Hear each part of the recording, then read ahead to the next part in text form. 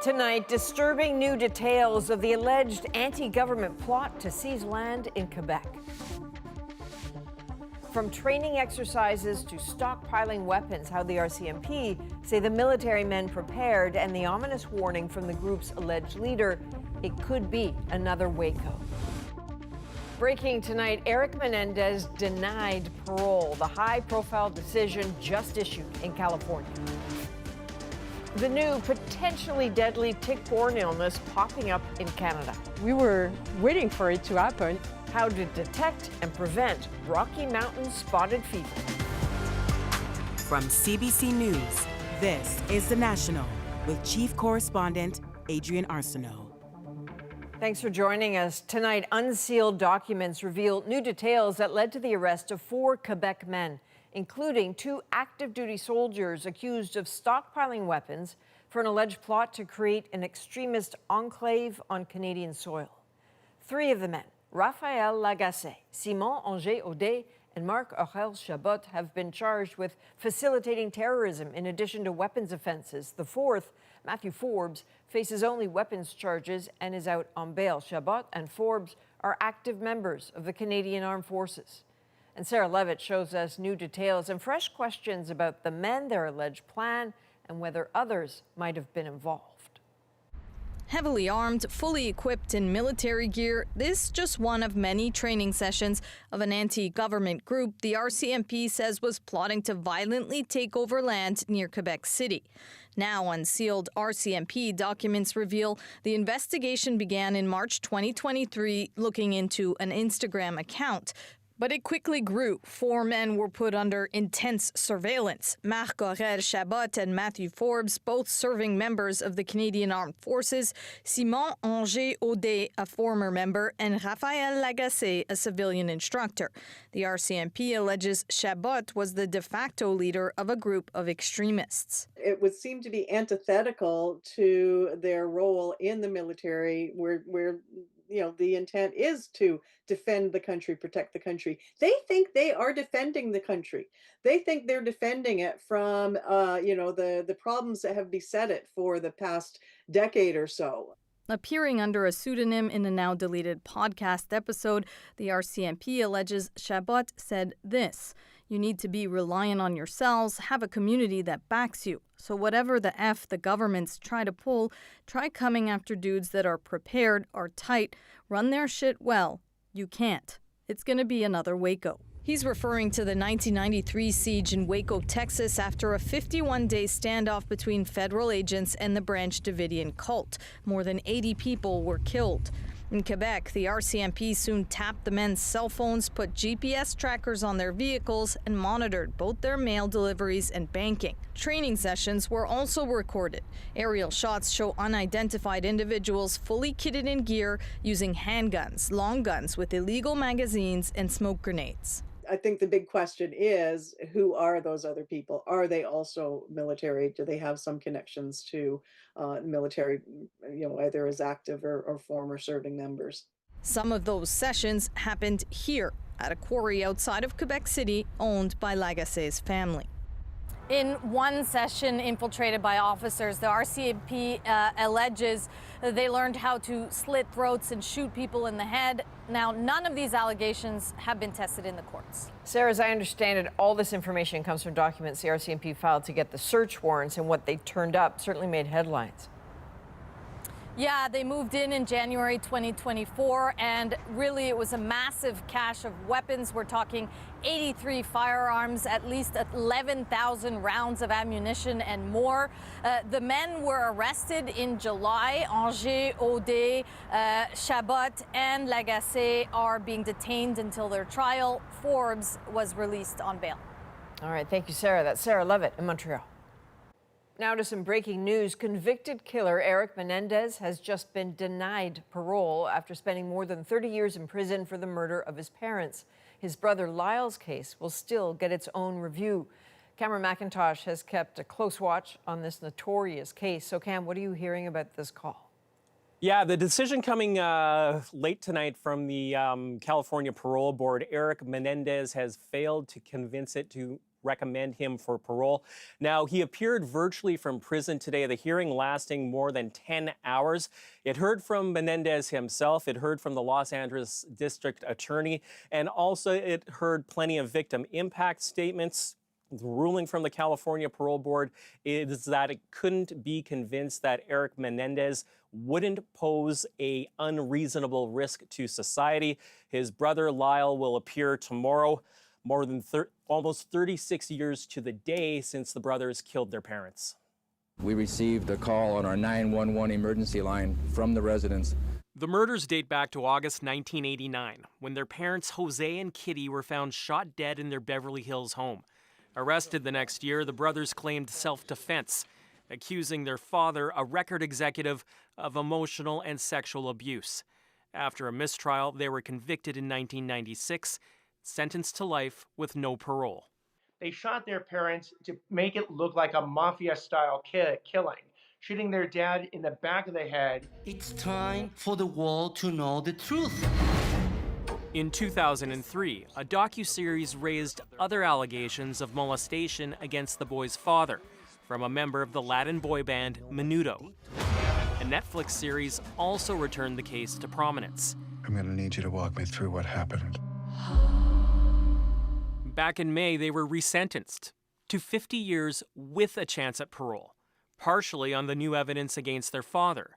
A judge also cited their efforts at rehabilitation. While their extended family supports their release, LA's district attorney opposes it, saying they've never taken full responsibility for the killings and attempts to cover them up. If and when the Menendez brothers finally come clean and say that those lies that they've been telling for 35 years are just that, they're lies, then at that point, we believe they'll be qualified for parole. Now, the position of the Los Angeles District Attorney has always been that the brothers didn't kill their parents out of self-defense, that they killed them for financial reasons, and they argued that again today. In the decision, the commissioner of the board said that Eric has shown progress in rehabilitation, but also has a history of violating prison rules, including drug smuggling, misuse of computers, cell phone use, which is banned, and he has a couple of fights on his record. The commissioner saying it demonstrated an attitude of feeling the rules don't apply to him. He can't apply again for 3 years. His brother is up tomorrow. Unclear how this bodes for him. All right, thank you. That's Cam McIntosh in Washington. In Newfoundland, the Paddy's Pond fire burning near St. John's is now considered under control, but the devastating Kingston fire is not. Crews plan to hit it hard today from the sky. And as Katie Nicholson shows us, that involves a new, much-needed piece of equipment.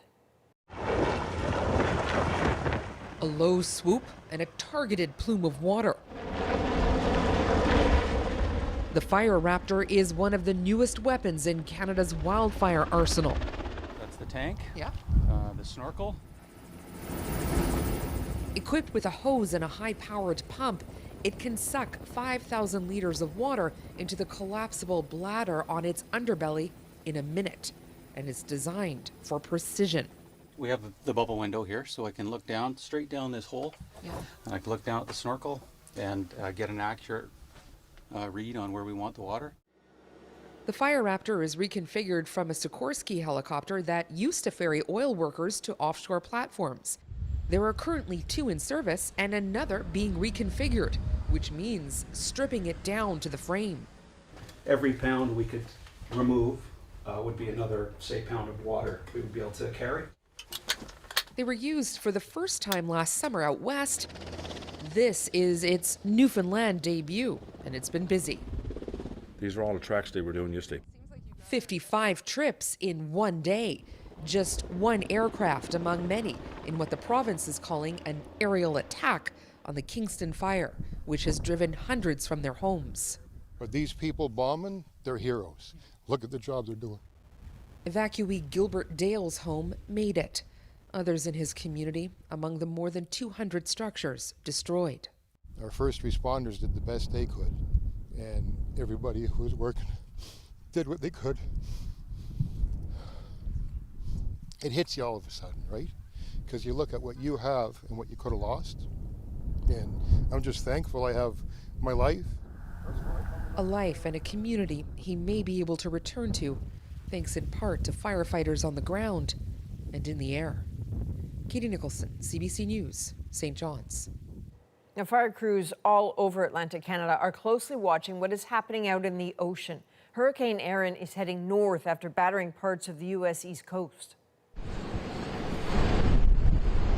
The Category 2 storm whipped up huge waves from North Carolina to Delaware, flooding some coastal roads and buildings. Erin is now headed out to sea and expected to gradually lose power.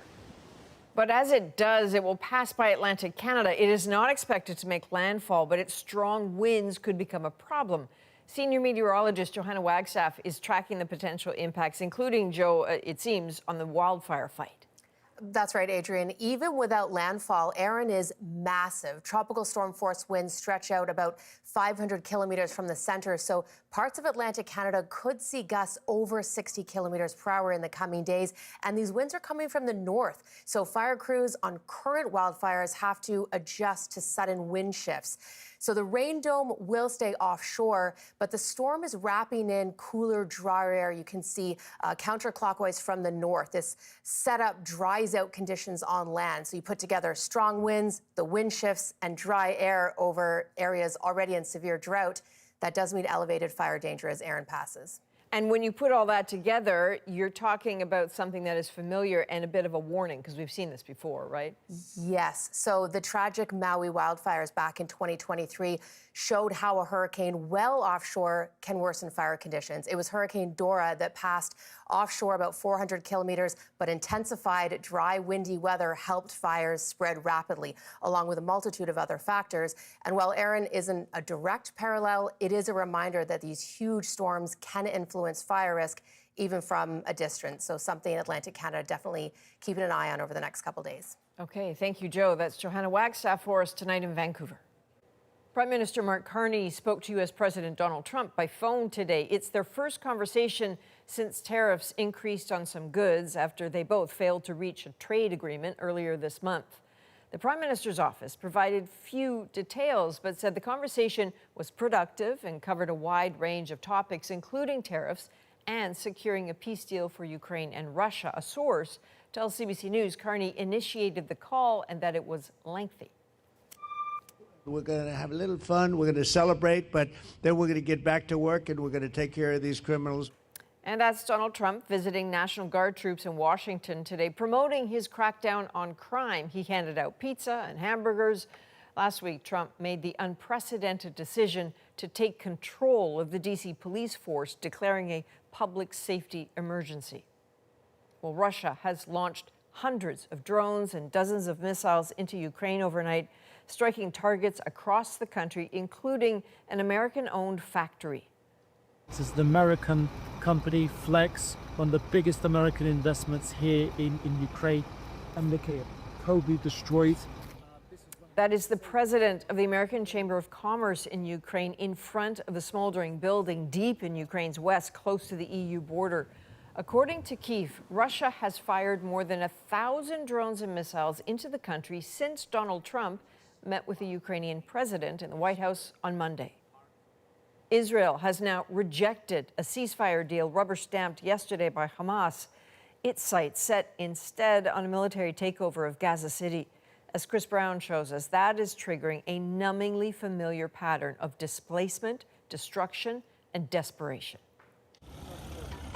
1 million Palestinians are crammed into Gaza City, many displaced from their homes several times over and now fleeing again.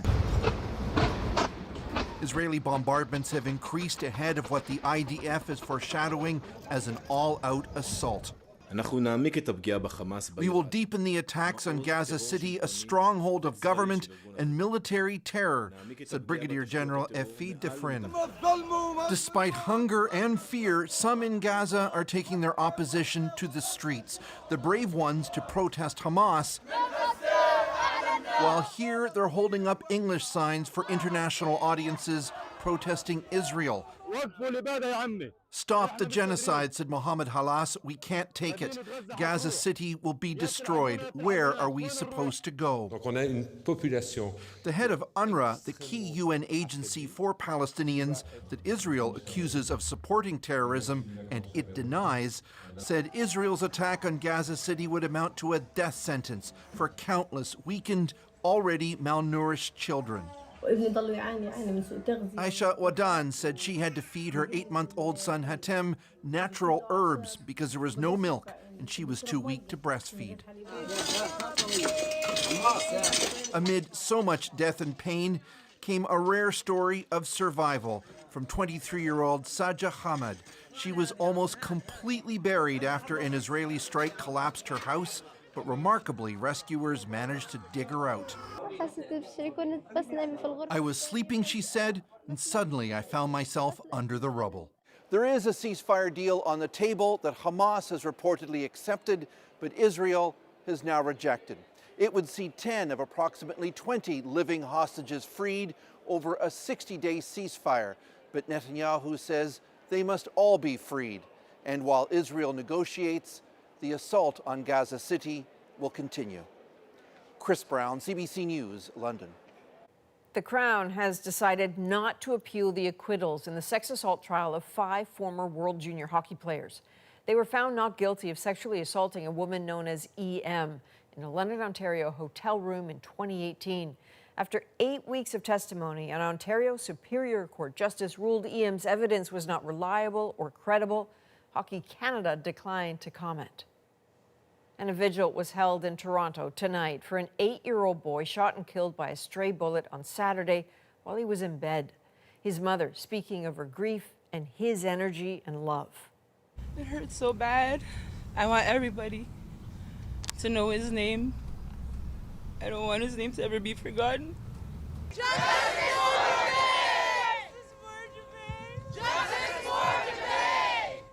The crowd mourned Jave Roy, remembering his joy and kindness, and they called for more to be done to end gun violence. Members of all 3 levels of government were there to hear that message. Well, tonight, people are remembering the Rhode Island man who earned a reputation as the world's nicest judge. You were taking your son to the doctor's office? Yeah, I take him for blood work every 2 weeks because he's got cancer. Frank Caprio gained millions of online followers as a TV show called Caught in Providence gave the world a taste of his compassionate judgments. You are a good man. You are a good man. I wish the best for your son, and I wish you good health, and your case is dismissed. With none of the trademark snark of other TV judges, Caprio took pains to understand extenuating circumstances, like when an exhausted working single mother let parking fines pile up. So now you have a balance of $150. How much can you pay a week? 50. You can't pay 50 a week. All right, 25 a week. Okay, that's more realistic. Judge Caprio's audience was aware he was fighting cancer. It is with profound sadness that I share the news that my father, Judge Frank Caprio, passed away today. Now his fans and the people he helped are treasuring memories of his kindness. You're a smart man. I guess that's why you sitting up there. Frank Caprio was 88. Doctors are warning people to stay vigilant with cases of a potentially fatal tick-borne illness in Canada. The key issue here is recognizing that it's here, preventing infections in the first place. Exactly what is Rocky Mountain spotted fever and how you can protect yourself next. Plus, Canada has seen a national decrease in opioid deaths, but what is really behind those numbers? The people who are most likely to die are already dead. Why researchers say much more still needs to be done. And later, he didn't just bike across Canada, he ran ultra marathons in each province along the way. I'm just trying to be proud of what I've done and that I've helped spark conversations. His remarkable endurance for a very good cause. We're back in 2.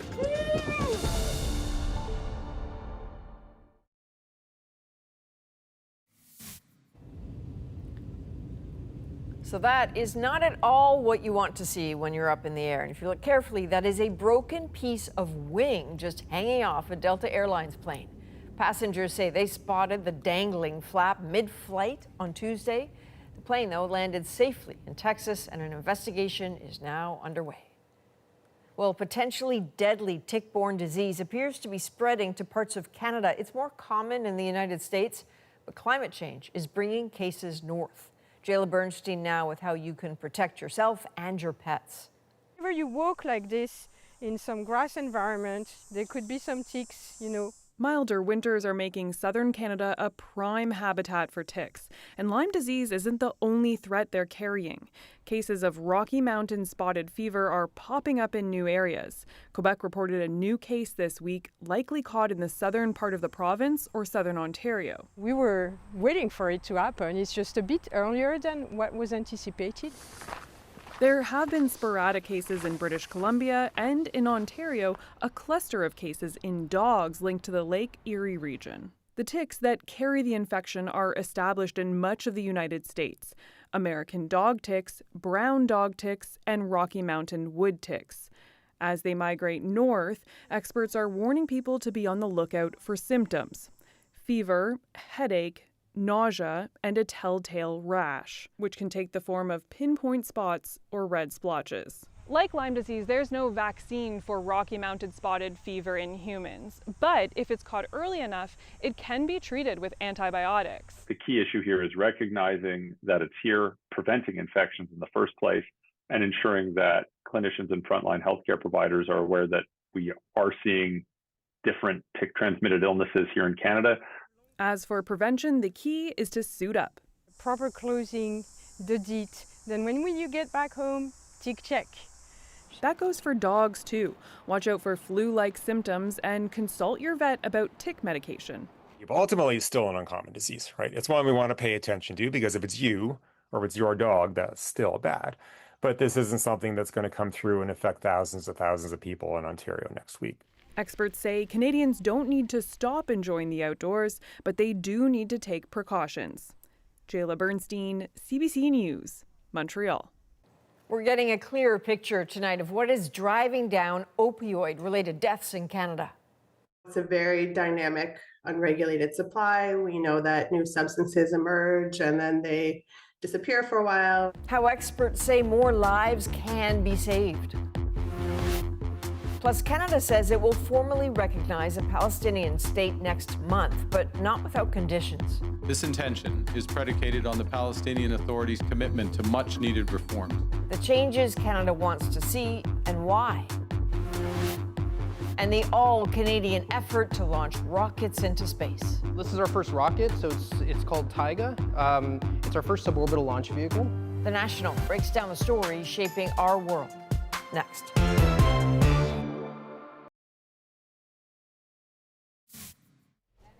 This BC ostrich farm has lost its federal court appeal to save its flock from a cull ordered after a bird flu outbreak was declared there last December.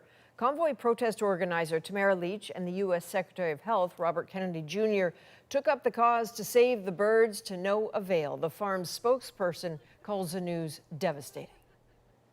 Recent numbers have shown opioid deaths are down across the country, but we're getting some new analysis tonight about what those numbers really mean.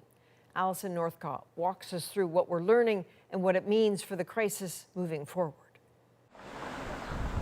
At this Toronto supervised consumption site, a decline in opioid deaths in Canada doesn't tell the whole story.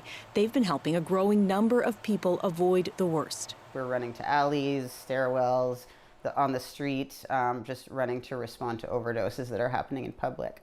A new report says opioid toxicity deaths in the country decreased by 17% from 2023 to 2024. It points to several factors, including changes to the drug supply. We know it's a very dynamic, unregulated supply. We know that new substances emerge and then they disappear for a while.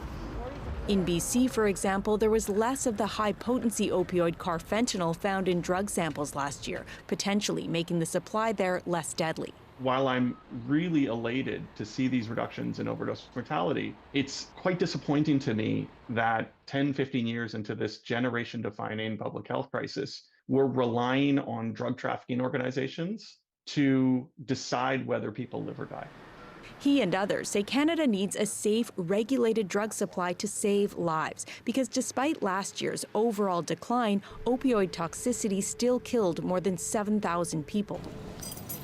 And in Quebec, Newfoundland, and Northwest Territories, deaths went up. Even though numbers may be decreasing Canada-wide, it's still an astronomically higher number than it was back in 2017.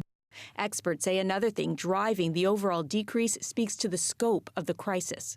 The people who are most likely to die are already dead, which is a very horrible and morbid thought.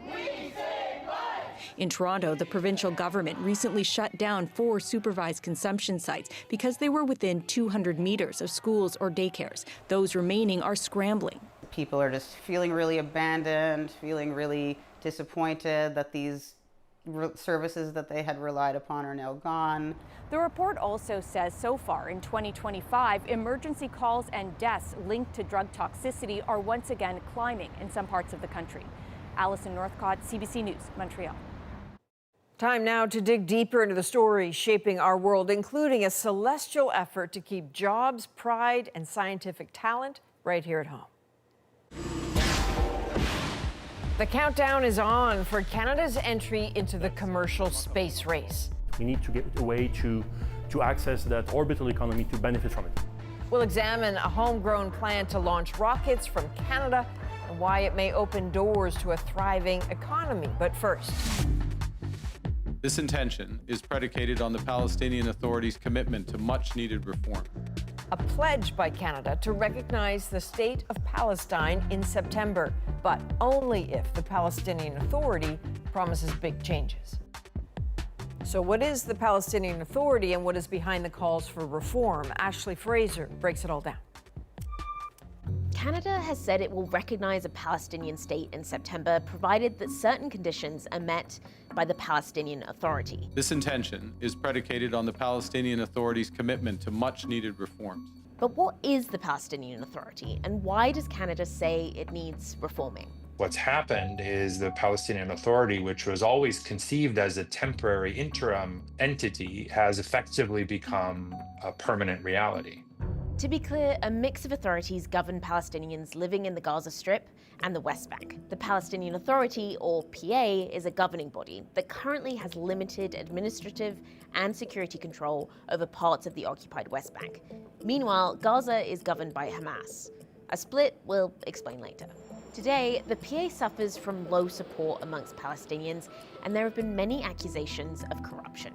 Now, the PA itself is not a political party, but has generally been dominated by the political party Fatah. The PA looks like a government of an independent state. I mean, there is a prime minister, there is a president, there is a cabinet, there are ministries that have vast portfolios and budgets, as well as civil service. But its powers are limited and subject to serious Israeli control. The PA was initially created out of the 1993 Oslo Accords that were mediated by US President Bill Clinton and signed by Israeli Prime Minister Yitzhak Rabin and Palestinian leader Yasser Arafat. The idea was to create an authority that would temporarily govern parts of the West Bank and Gaza. It was intended to last 5 years as the future of the Palestinian state was worked out. But 30 years on, the PA still remains in place. And so do these zones, which divide the West Bank. Area A, designated as full Palestinian security and civil control.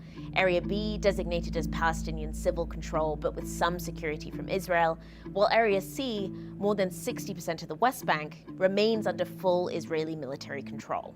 Jurisdiction of these 3 areas were to be transferred to the Palestinian Authority over time, something which has never happened. And many Palestinians hoped the accords would address the spread of Israeli settlements, but those have only increased. The Palestinians were given some very limited municipal role. So they could collect the garbage, they had a police force, but they could only do that inside a few isolated cities and some other more rural areas inside the West Bank. But they were not given actual sovereignty or control over the borders of the West Bank. They couldn't decide what comes in, what goes out.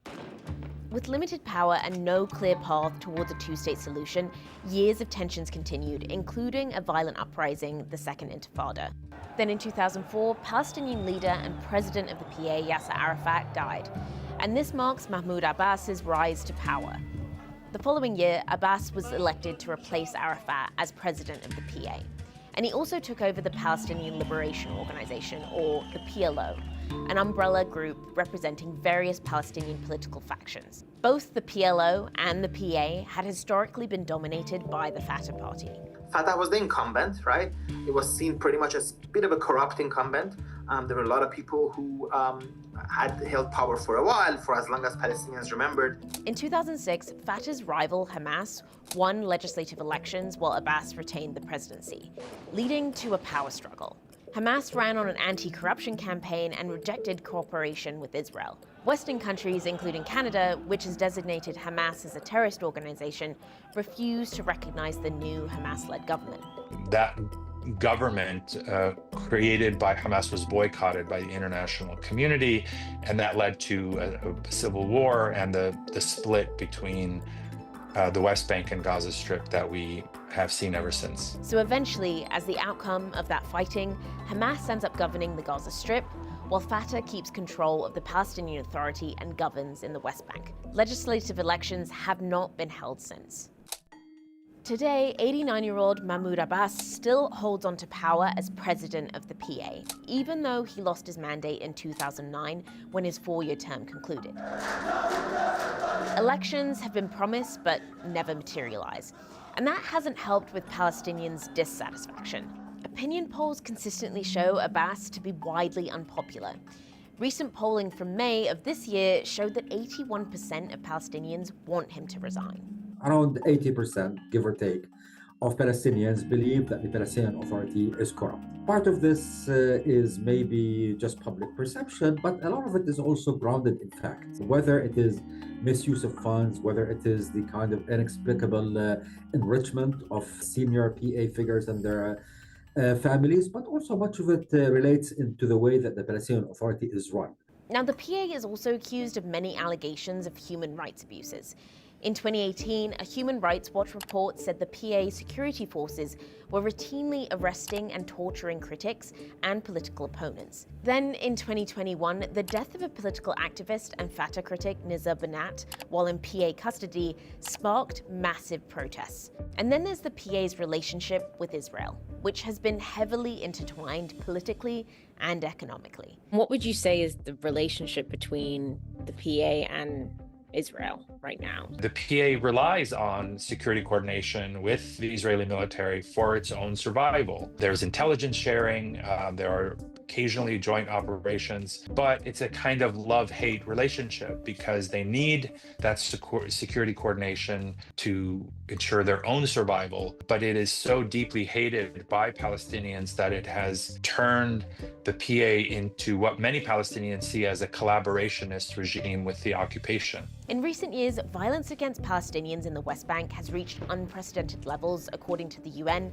and multiple human rights organizations. A report from the UN's Office for the Coordination of Humanitarian Affairs said in the first half of 2025, there was an average of 4 settler attacks against Palestinians every single day. And Israeli settlements and outposts considered illegal under international law continue to expand. In May, the Israeli government approved 22 new settlements in the West Bank. And there has also been an increase in Israeli security checkpoints, which delay and block Palestinians from using major transport routes, disrupt work and education, and hinder humanitarian aid movement. All of which, analysts say, points to the PA's limited authority in the West Bank. They have no jurisdiction over any Israeli citizen, not Israeli soldiers, and not even Israeli settlers. So if an Israeli settler enters a Palestinian village or a mob, as we've seen lately, and they, carry out, acts of violence against Palestinians and their property, the PA is not allowed to arrest them, and they have to call in the Israeli army. With all these issues plaguing the PA, analysts say Palestinians would be very likely to participate in an election. But is an election even possible? Mahmoud Abbas has already announced he is ready to hold elections before the end of the year, but it's unclear how residents of war-torn Gaza could participate. There's no roads, there are no schools, there are no hospitals. Virtually everything has been destroyed. Holding elections only in the West Bank without Gaza will be strategically problematic because it will create a split between these two parts of the Palestinian government. But as importantly, I think holding elections without having strong, stable institutions that can basically protect these elections often will lend to negative results. And despite calls from Canada and other countries for these elections and reforms, analysts say securing cooperation from Israel would be vital, something the international community and especially the United States would need to endorse. Well, today, Anita Anand joined foreign ministers from 20 other countries in condemning Israel's move this week to approve a controversial West Bank settlement expansion that they say will make a two-state solution impossible. Coming up, Canadians are looking to get into the space race with efforts towards this country's first commercial launch. Space is going to be a big, thriving economy. And as a country, as an industrialized country, we need a way to access it. Why it could mean a boost to the economy and Canadian pride.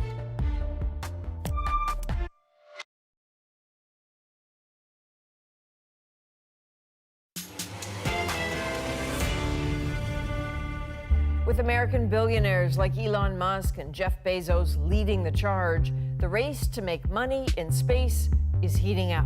Space is going to be a big, thriving economy. Now, Canada is poised to grab its share of that orbital economy as the first fully Canadian launch of a commercial rocket is just days away. It's exciting, a little nerve-wracking. Nicole Mortellaro introduces us to the high-flying Canadian players who are ready to launch. Rockets roar to life in an undisclosed location 2 hours east of Toronto. It's a test fire of an engine that one Canadian company hopes will bring rocket launches to Canada, eventually sending satellites into space from home soil, something that has never been done before. This unassuming building on the outskirts of Toronto is where the rocket is built and assembled. Even their engines are 3D printed in the building. It's been about 2.5 years since we've been at this. Rahul Goel is the founder and CEO of Nordspace. His company is set to launch its first rocket from Newfoundland by the end of the summer. And so what do we see here? Well, this is our first rocket, so it's called Taiga. It's our first suborbital launch vehicle. They didn't want us to show the inside of the rocket, but it is the one going to the launch pad, which Nordspace just recently built from scratch, including the roads to get there on Newfoundland's southern coast. It's a lot of effort for a made-in-Canada solution, so why do it? A true sovereign access to space capability means launching Canadian-made payload satellites from Canadian-made rockets from a Canadian spaceport. If we don't have any one of those three, is it really a sovereign capability? Building and testing the rocket was fast, and Goel used his own money from his other businesses to finance it. It's just our Pathfinder vehicle. We were able to go from pretty much napkin sketches to this built vehicle in about a year. This rocket at 4.5 meters is just the beginning. The next one is as wide as this drum and 26 meters high. And this company isn't alone in wanting to send Canadian-made rockets into space. So if you can see, Nicole, that's the mock-up I talked about. Bashar El-Zain is the CEO of Reaction Dynamics. The company recently partnered with Maritime Launch Services, which built the first Canadian launch site in Nova Scotia, to launch its first orbital rocket in the next few years. The company is well into testing and development and sees its work as giving Canada an economic boost. Space is going to be a big, thriving economy. And as a country, as an industrialized country, we need a way to access it. We need to get a way to access that orbital economy to benefit from it. See it that way. There's going to be anywhere between 600 to 1,000 jobs created launching Canadian satellites. But why bother launching rockets and satellites into space from Canadian soil when, say, SpaceX has made it more accessible than ever? The Canadian Space Agency says launching satellites these days means companies lining up for a crowded launch pad in Florida. There is congestion in spaceport in US, so basically they are lacking place to launch, and so Canada is very well positioned. A Canadian spaceport would also be a chance to give and not just take from the international space community. When you are collaborating with a partner, it's a collaboration. So you need to bring something on the table, So if we are just asking for something and we never contribute something, then the partnership is less strong.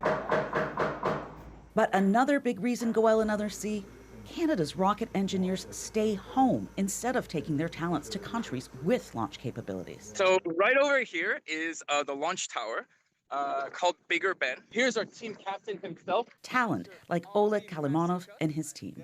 We named the rocket Chkabesh, which is a hero from Cree folklore. He's also called like a star boy. Kalimonov leads a team of rocket engineers at Concordia University. He recently helped his team achieve a first, launching the most powerful rocket ever built by students from Canadian soil.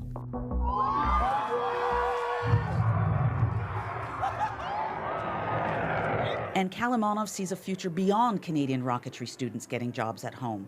And, you know, it looks like the private sector is finally has some wind in their sails. But there's also, there's something amazing about education, right? We can actually develop an orbital space program within a university. You know, could you imagine that universities capable of launching their own satellites? Like the worlds of research this would be a world's first. You know, like Canada can become a hub of space research. It's exciting, a little nerve-wracking. Back at Nordspace, Goel sees the recent enthusiasm for Made in Canada as a good thing. We used to fly our flag real high and talk about sovereign capabilities, and people used to think that was a little strange.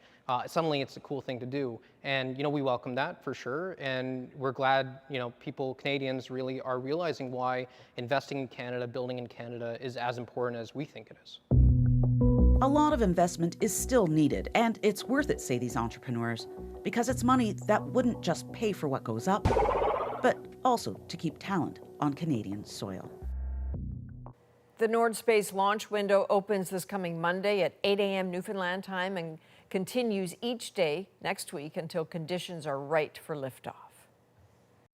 Here's another story we're working on. Call it garish or gaudy, Donald Trump's love for maximalism and gold is dramatically changing the decor of the White House. Have you seen what's happening at the White House? I don't mean the politics. I mean on the walls and the lawn. Something that holds a big spot in American history and culture just being literally paved over. And Trump isn't finished. The White House State Ballroom will be a much-needed and exquisite addition of approximately 90,000 total square feet. But when it comes to the current president, Trump likes gold.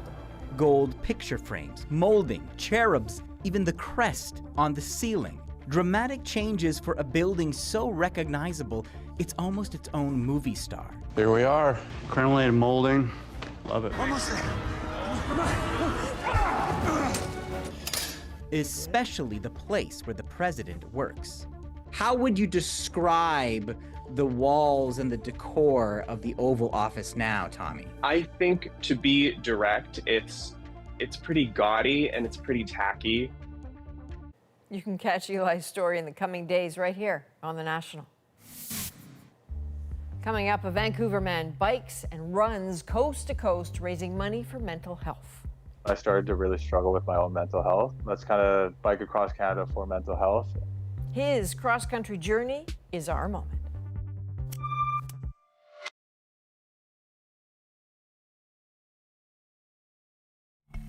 This is Rudy Uhal from Vancouver, who just biked across Canada to raise money for mental health. But if that wasn't enough, and really it was, he also ran an ultra-marathon, running 50 kilometers in every province. Inspired by his own struggles with mental health and those of his close friends, Rudy raised over $50,000 for the Canadian Mental Health Association. And tonight, his journey across Canada is our moment. I got the idea to bike across Canada, I don't know, like before COVID. During COVID, that's when I started to really struggle with my own mental health. Let's kind of bike across Canada for mental health. While I was biking, I was running ultra marathon in every province. An ultra marathon is technically anything above a marathon. My original plan was to do 100 kilometers. I decided to do 50 kilometers. It took me about 75 days. I wanted to raise $84,775, $10 for every kilometer. I'm almost at 55,000 right now. Everything I needed was on my bike. I had no support crew. So that way all the money could just go to the Canadian Mental Health Association. To be honest, it also, like, I struggle with my mental health a bit through it because I want to push myself as hard as I can. It still hasn't really sunk in that I've completed this task. So I'm just trying to be proud of what I've done and that I've helped spark conversations and touched some people along the way. You should be proud. So interestingly, Rudy says he'd never been to the Maritimes before. He sure knows Maritimes now. And for some perspective, he did 140K on the bike every day. That's about 9 hours on the bike every single day when he wasn't running those ultra marathons. From all of us at the National, thank you for being with us. I'm Adrienne Arsenault. Take care.